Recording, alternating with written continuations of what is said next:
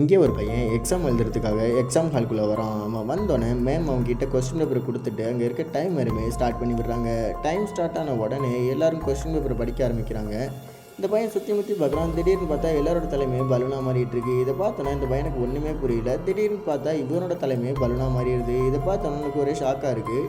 பின்னாடி இருக்க ஒரு பையன் திடீர்னு கத்த ஆரம்பிக்கிறான். பார்த்தா அவனோட தலை வெடிச்சு மூளை வெளியில் வந்துடுது. அதாவது யாரெல்லாம் அந்த எக்ஸாம் எழுதுறது ஸ்டாப் பண்ணுறாங்களோ அவங்க தலை வெடிச்சு மூளை வெளியில் வந்துடுமா. உடனே இந்த பையன் பயத்திலே எக்ஸாம் எழுத ஸ்டார்ட் பண்ணுறான். திடீர்னு பார்த்தா அவனோட பென்சில் உடஞ்சி போயிடுது. உடனே பக்கத்தில் இருக்க ஒரு பையன்கிட்ட பென்சில் கேட்குறான். அவன் இல்லைன்னு சொல்லிட்டு இருக்கும்போது திடீர்னு அவனோட தலை வெடிச்சு அவனோட மூளை வெளியில் வந்துடுது. உடனே அவன் பென்சில் எடுத்து இவன் எக்ஸாம் எழுத ஸ்டார்ட் பண்ணிடுறான். பக்கத்தில் இருக்க இன்னொரு பையன் இவனை பார்த்து எழுதுறான்னு பக்கத்தில் வரான். அவன் ஊதி அங்கிட்ட தள்ள பார்க்குறான். திடீர்னு பார்த்தா அவன் தலைமையை வெடிச்சு மூளை வெளியில் வந்துடுது.